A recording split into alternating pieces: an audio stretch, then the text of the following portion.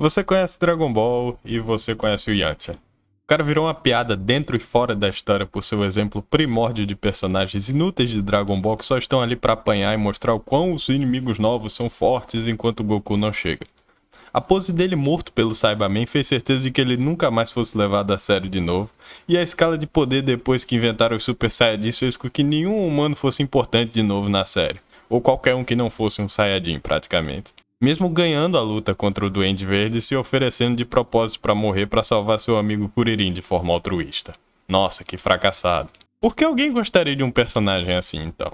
Crying won't save you. It's time to start acting like a man.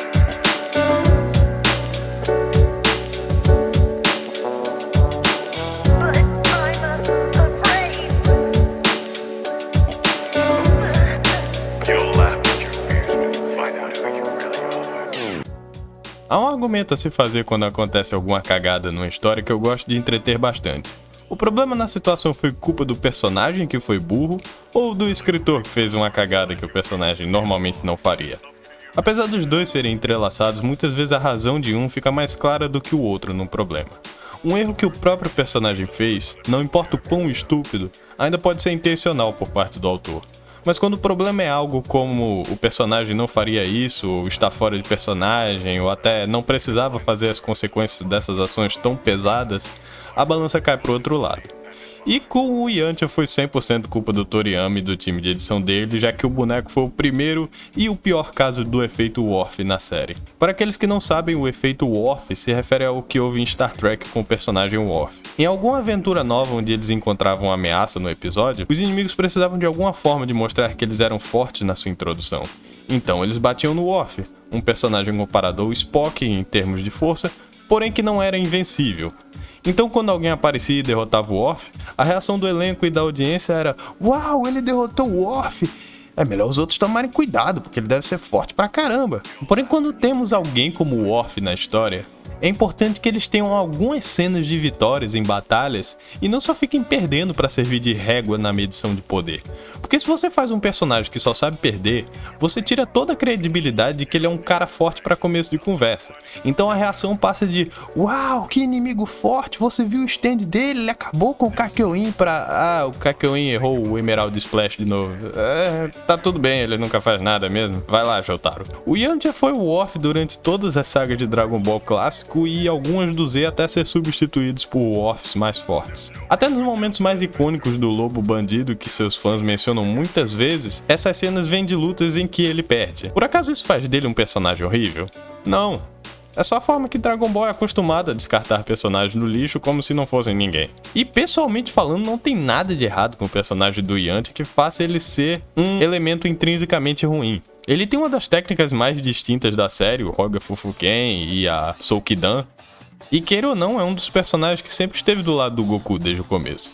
Inclusive, se não fosse ele impedindo o Goku de matar todo mundo no arco do Pilafre, não ia ter Bulma, nem Trunks, não ia ter Vegeta ficando do bem, possivelmente não teria Goku e não teríamos nada de Dragon Ball como conhecemos. Todos esses personagens têm sua importância. Ninguém é realmente inútil aqui. Claro que às vezes tem umas cenas dele sendo confiante demais e que ele podia ter continuado treinando um pouco mais antes de jogar a toalha no Z, mas dá mesmo pra culpar ele? Às vezes as pessoas estão tão vidradas em acompanhar poder de luta e chamar certos personagens de inúteis que esquecem que em Dragon Ball personagens realmente inúteis e fracassados de fundo que nunca contribuíram em nada na vida deles, como o Caos, têm força suficiente para obliterar o planeta Terra. Se você já está acima de 99% das pessoas que existem no universo, vale a pena mesmo competir atrás de pessoas como Goku e Vegeta, no qual ele nunca alcançaria de qualquer forma, mesmo que treinasse por mais de 8.000 anos? Não adianta mentir aqui, se o mundo de Dragon Ball fosse real e pudéssemos treinar como eles fazem, nenhum de nós estaríamos no nível do Goku, do Vegeta ou nem do Gohan. Somos humanos, nós não viemos de uma raça de super prodígios que tem a dádiva de ignorar responsabilidades mundanas como trabalhar, dormir ou interagir com os outros. No máximo, dando 100% de si em todas as horas possíveis, conseguiríamos, na melhor das hipóteses, sermos um Yantia da vida. E não existe vergonha nisso, você não precisa ser o número 1 para ser bom em tudo. E o Yantia sabe disso. Todas as suas derrotas foram tomadas com humildade e ele tem uma vida estável de celebridade sendo astro de beisebol fora das lutas. Ele ainda não conseguiu o objetivo de se casar, por enquanto, no Super, mesmo superando seu medo de mulheres, mas ele ainda não deserdou o grupo ou sentiu nenhum rancor da Bulma após se casar com Vegeta. Isso é um sinal de maturidade. Tudo que eu falei aqui se aplica a quase todos os personagens de Dragon Ball, eventualmente. Até os que não são humanos. É o motivo de gostarem tanto do Tenshinhan, do Kuririn ou do Mestre Kami. Eu diria até que o Kuririn foi o Yantia que deu certo, já que ele pegou algumas das características do Yantia depois que ele foi jogado de lado. Como, por exemplo, ser o melhor amigo do Goku, ou querer se casar, mas ser nervoso perto de mulheres. Mas se os dois são relevantes o suficiente para receberem um capítulo inteiro em um arco recente como o do Moro lutando contra os prisioneiros intergalácticos, eu diria que ainda tem espaço no meu coração para os dois. O Yantia é meu main fighters, então tem isso também. Mei Yantia já tem 1000 vezes mais respeito do que quem é main Bardock ou Goku Ultra Instinct.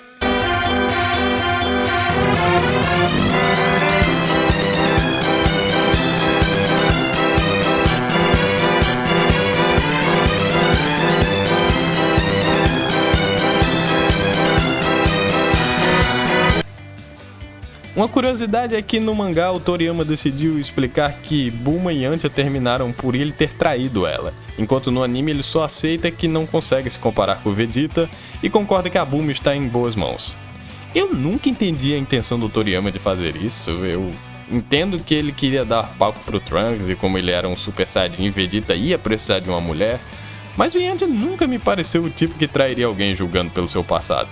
Era a Bulma que flertava abertamente com outros homens enquanto ela era comprometida. E eu sei que não há um traço de personalidade em alguém que diga "Ei, esse cara é infiel", mas faz bem mais sentido a rota que o anime escolheu. Ainda mais por nenhum dos dois comentarem isso futuramente. Toriyama é famoso por inventar coisa nova na série dele que já acabou e não faz mais diferença nenhuma em retrospectiva, como Tenshinhan ser um alienígena e o Android 16 ser filho do Dr. Gero. Então é difícil levar todas as palavras dele como lei, já que ele faz mais retcons que a J.K. Rowling com Harry Potter. Em conclusão, Yantia merece um pouco de amor também. E seja no próprio mangá do Toyotaro, nos games ou em criações de fã, onde ele é tratado com mais respeito, a fanbase dele está tendo uma voz cada vez mais presente. E espero que com esse vídeo você tenha se convencido do porquê.